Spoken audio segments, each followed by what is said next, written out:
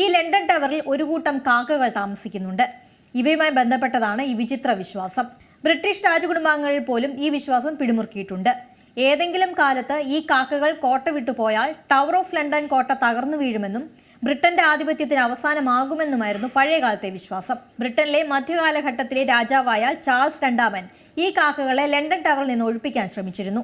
ഈ കാക്കകളുടെ കരച്ച് ശല്യമാകുന്നെന്ന പരാതി തുടർന്നായിരുന്നു ഇത്. എന്നാൽ അദ്ദേഹത്തിന്റെ സഭാംഗങ്ങൾ അതിന് സമ്മതിച്ചില്ല. അന്നു മുതലാണ് കാക്കകളെ കുറിച്ചുള്ള ഈ വിശ്വാസം ഉറച്ചത്. കാക്കകളുടെ പരിപാലനത്തിന്റെ ചുമതല ലണ്ടൻ ടവറിലെ കാവൽക്കാരാണ് നൽകിയിരിക്കുന്നത്. ഇറച്ചിയും ബിസ്ക്കറ്റുകളും ഇവയ്ക്ക് ഭക്ഷണമായി കാവൽക്കാർ നൽകും.